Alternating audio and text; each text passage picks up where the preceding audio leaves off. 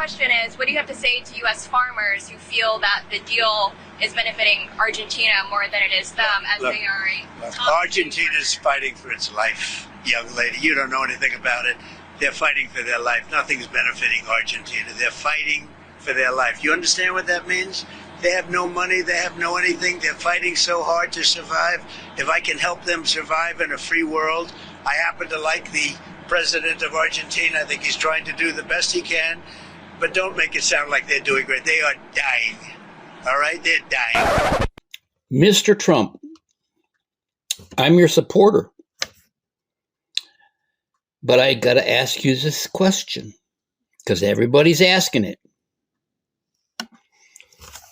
What the fuck are you doing giving $40 billion to your buddy in Argentina? And you haven't even given the Americans any money yet. I got stimulus checks from Obama and some from Clinton and some from Biden. And I got 2 of them from Bush 43.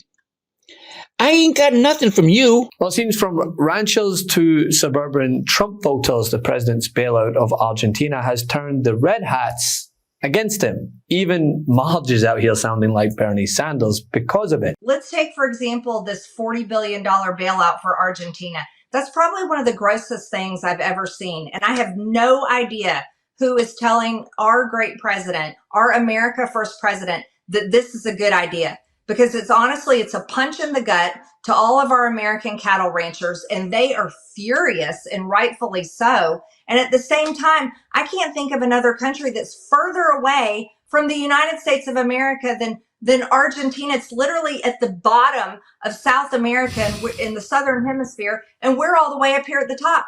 I don't know how that's America First. A new poll from The Economist and YouGov finds that nearly half of Trump voters disapprove of the United States providing up to $40 billion in financial assistance to Argentina to help stabilize their economy, while only about 30% approve. On a broader scale, 56% of all voters disapprove of the bailout versus just 20% who approve, with many pointing out the gross hypocrisy of a country in shutdown, facing crippling costs across the board, funding the bailout of another country while the president remodels the White House.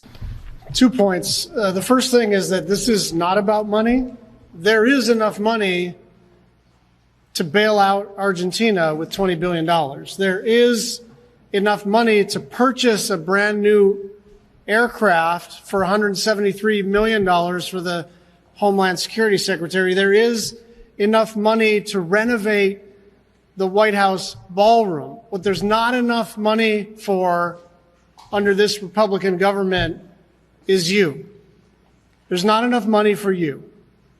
And it is astonishing to me that the party in charge of the government literally won't show up to work during the second longest shutdown in American history. House Republicans have been gone for more than a month. More than a month. They've worked 2 weeks out of the last 3 months. Nice work if you can get it. I mean, the man ran on being America first while he's out here redirecting U.S. capital to foreign economies as American farmers are drowning.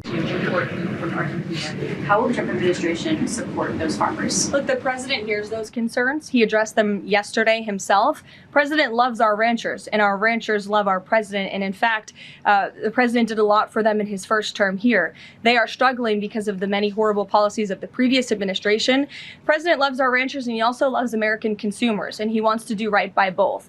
So the immediate solution to the problem of the rising cost of beef, president wants to bring that down as we have to increase our supply. And so that's what he's doing with respect to these imports. Point the finger at somebody. I mean, markets in general have always been volatile. They've always gone up and down. But right now, this is the worst that I can ever remember being in this industry for over a decade of, just seeing just how bad it is where farms right now, we're risk losing them. We're currently trading under the cost of production, and we're losing 3 acres of farmland every minute to urban development right now.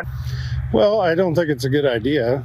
I think probably what you've heard a lot today, is we should just allow our markets to dictate the price of beef. And there's a lot of factors in that. I think most people out here have the view that the government should just be pretty limited and not kind of meddle in the free market. But for anyone who's covered Donald Trump and paid attention, this was always in the fine print on those MAGA hats, many of which were made in China. You see, to many Trump supporters, he's a businessman, which I would tend to push back saying, yeah, and how many businessmen do you know sending tweets from a golden toilet that champion the working class? He's a billionaire reality TV star. But anyway, it appears that those very Trump voters are in the find out phase of his BS. Unfortunately, the country is also collateral, so I take no joy in pointing this out. There are probably 8 farm states. Maybe there are 10 farm states. That means there's 20 senators who have always believed in free trade, and they're all grumbling, and they're all like, China's not buying any of our, soybean this year. The tariff war with China has led to this. And they don't have the guts because it's their president. And frankly, they're afraid. They're afraid that he will do to them what he's trying to do to me. That's too bad, because it'd be a little easier on me if I weren't the only target, if there were other people willing to stand up and oppose bad policy. And the tension isn't just among voters, right? It's inside the GOP too, with Rand Paul speaking out. And even Marjorie Taylor Greene, one of Trump's fiercest loyalists, is now publicly blasting this move. On the topic of Argentina, she said it was, quote, a punch in the gut to all of our American cattle ranchers. She called the bailout scheme, quote, probably one of the grossest things she's ever seen, saying it fails the America First test. Food prices high, rent is high, home prices are ridiculously high, cars are high, auto insurance, home insurance, health insurance is insane, energy prices are high. I can tell you that in my own electric bills, they're much more expensive than they were even a year ago. Oh, I don't think it's good advice that a government shutdown is going to help Republicans in the midterms. I don't agree with that. I also don't think it's good advice that Republicans ignoring the health insurance crisis is going to be good for midterms. I actually think that would be very bad for midterms. And I think that just not staying focused on America First policies is detrimental as well. Yeah, and on that note, are you concerned about the cost of living? Very. That the President Trump said he would lower? The inflation crushed people in the past 4.5 years, and the costs have not come down. I myself can tell you my apartment here in Washington, D.C., the electricity bill is $100 more than it was last year, because you can look at your own bill and look at costs. Prices have not come down. That is a reality. People's wages have not gone up. That's another reality. And so Americans are continuing to have a very difficult time getting by. And I'll go a step further. I'm a mom. And so when it comes to what is affecting my adult children's lives, who are 22, 26, and 28, I'm going to be 1,000% fighting for them over any politician and any party. And I can tell you right now, that generation, they are barely making it, and they're very hopeless for their future. But the thing is that there's always been a disconnect between rhetoric and action when it comes to the commander-in-chief. And as a result, more of his own supporters are jumping ship. And if you look at his plummeting poll numbers across every swing state, he will be counting on that very base that he continues to alienate. My mama was a doctor, and I think she'd look at these numbers and say that Donald Trump's doing absolutely awful in the minds of the American people. What are we talking about? We're talking about new lows for Donald Trump. He's hit new lows for himself. Trump's economic net approval rating hits lows with these pollsters. CNBC, look at this. Down now, minus 13 points on the net approval rating on the economy. You come to this side of the screen, it's minus 19 points among Quinnipiac. And keep in mind, we're talking about hitting record lows for Donald Trump in either his first term, which of course ended back in 2021, or his second term, which is ongoing right now. The bottom line is Donald Trump is at the lowest point ever in either of his terms. But compare it to presidents historically. Yeah, let's take a look at this.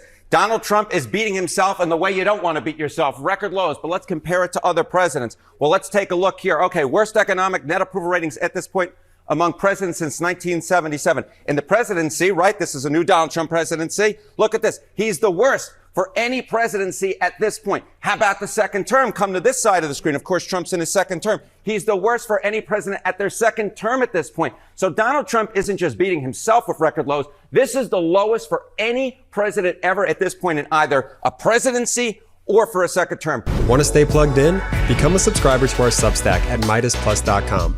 You'll get daily recaps from Ron Filipkowski, ad-free episodes of our podcast, and more exclusive content only available at MeidasPlus.com.